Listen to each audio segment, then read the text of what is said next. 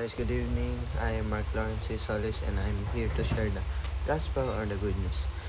Kunin natin ang book natin at i-turn ang book into Matthew 10 verse 16 dito. Persecution will come. Sabi dito, Behold, I am sending you out as sheep in the midst of wolves, so be wise as serpents and innocent as doves. Beware of men, for they will deliver you to courts and flog you in their synagogues.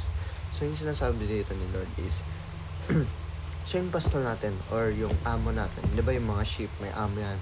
Kapag tinagalog natin amo or pastor, and tayo yung mga sheep ni Lord, tayo yung mga anak ni Lord, and sinesenya tayo, may mga times talaga na sinesenya tayo sa gitna ng wolves. Yung sinasabing wolves is full of hatred people na kasi ginagawa mo yung bagay na yun.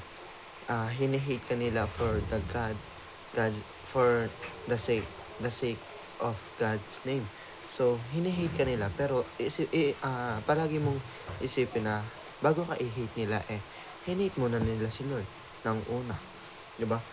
So, minsan talaga may mga times na may inibigay sa atin ni Lord na sinesend out niya tayo para i-share yung mga salita niya. Kahit yung nakapalibot sa atin, ayaw na gawin natin yung bagay na yun. Pero, we are saved by grace. We are saved by Him. Okay? Pinapatawad niya tayo sa lahat ating mga sala. And kahit may mga ganong tao, diba? Pinipili natin magpatawad at i-accept yung mga ganong bagay. At i-ignore na lang. At hindi lang basta-basta ignore bagos tinutulungan pa natin sila na makilala pa si Lord, diba? By sharing His Word. And palagi tayo magpagamit kay Lord at let God take the wheel of your life. So yung sasabihin ko sa inyo is, gawin mo yung pinapagawa sa inyo ni Lord. I-share mo yung salita niya sa buong mundo. Kahit yung nakapalibot sa inyo ay puno ng mga people na judgmental or puno ng mga people na hate yung ginagawa mo.